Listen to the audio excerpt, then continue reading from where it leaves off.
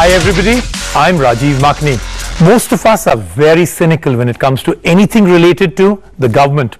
The image in our heads is of long queues, long delays, dusty files, and a general air of complete indifference. But the times, they are a-changing, and attempts are being made to make a real difference. Can the public sector and the private sector come together and use the Internet of Everything to make our lives better? I'm very intrigued. Let's take a look.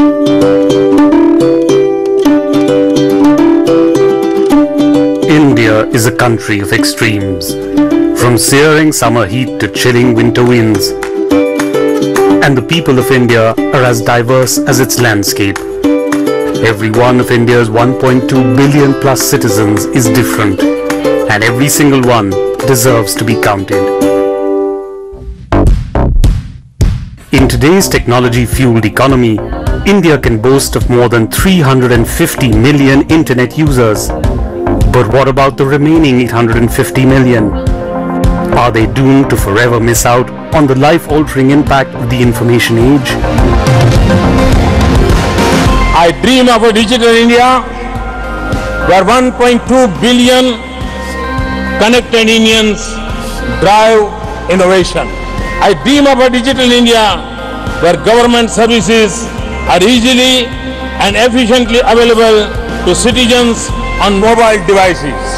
I dream of a digital India where mobile and e-banking ensures financial inclusion. Close on the heels of the announcement of the Indian Union government's Smart City mission, India's Prime Minister Narendra Modi launched the Digital India Week on the 1st of July. I request the Honorable Prime Minister to kindly launch the Digital India book. At the launch event, some of the country's top industrialists pledged to invest a combined total of 4.5 lakh crore rupees into assorted technology ventures with the potential to create 18 lakh jobs. Second, the union government itself rolled out an array of digital programs, from the DigiLocker, where citizens can store virtual copies of their government documents, to e-signature systems through the use of the Aadhaar identity system, to a Centre of Excellence for the Internet of Things to be located in Bangalore. The launch function was the culmination of the ongoing effort to help India go fully digital.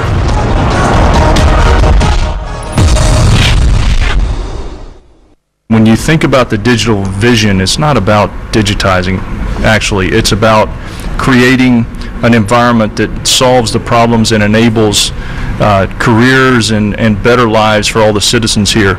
And so, again, it's a tremendous business opportunity. The government really is bought in and is getting behind us 100%, but we also love the opportunity to help with the citizens here in India. As India continues to digitize, the stage is set for the economy to grow proportionately. With improved digitization, the GDP of our country would see a significant amount of growth.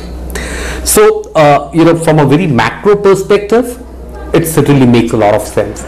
So it's not only about the economic sense, but it's also about making lives much easier for the people. See, whether you call it Make in India, the Swachh Bharat Abhiyan, the Digital Saksharta Abhiyan, all these will have to focus on how do you build smarter citizens, how do you build more digitally enabled citizens. So I think that's beginning to happen. And that digitization is facilitating a major change in India, the rise of e-governance.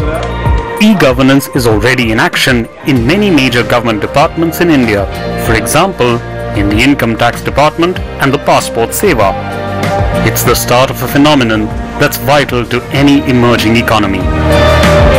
E-governance is something which would primarily, completely change the way government would interact with the citizens. And once that were to happen, citizens can participate in governance and they can play a significant role in, shaping of policies, if you will. The traditional image of governments is forbidding and monolithic, so sites like mygov.in with their colorful interface are a welcome change. mygov.in is the Union government's forum for inviting the Indian public to submit their best ideas for change in India. MyGov is a is really a path-breaking initiative, if you ask me. And it's a completely different paradigm of governance. So it's a system by virtue of which government seems to be inviting the citizens to participate in various policy-related debates. They want the citizens to come up with suggestions and all of that. So coming to your point, yes, this is something which is very positive. But then, the scope has to be increased. The functionality has to be increased. But although government services are digitizing at a rate of knots, there's a lot more that can be done.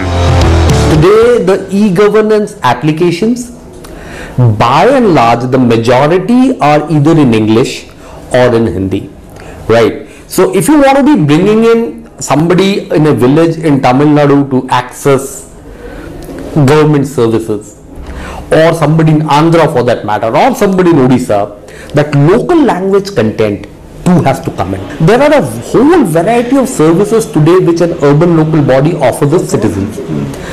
What's the problem? More than half of them are not delivered electronically. How about making all the processes electronic in the way they are delivered?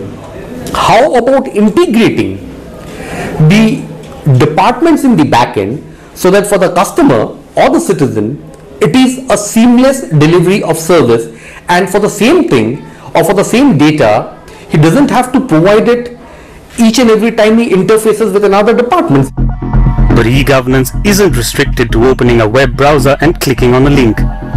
In Bengaluru, at the Mantri Square Mall in Malleswaram, this is India's first remote expert for government services installation.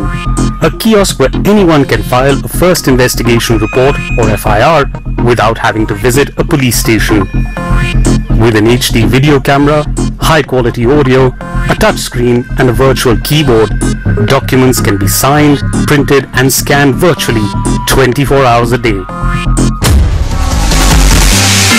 But the aim of e-governance is to cover as many people as possible under its ambit, not just the kind of person that spends time at a mall.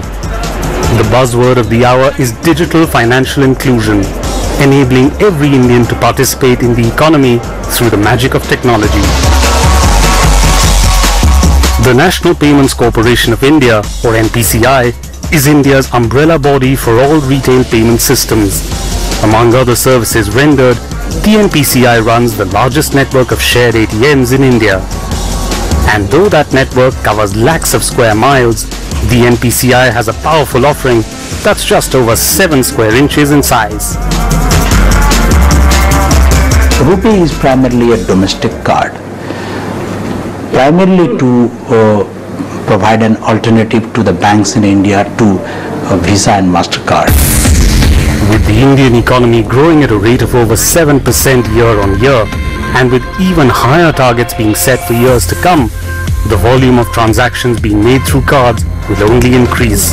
So why should the processing mechanisms for these transactions be located overseas? We are thinking of taking the country from $2 trillion economy to $20 trillion economy. 10 times our GDP will grow, and the transactions would grow maybe 200 times.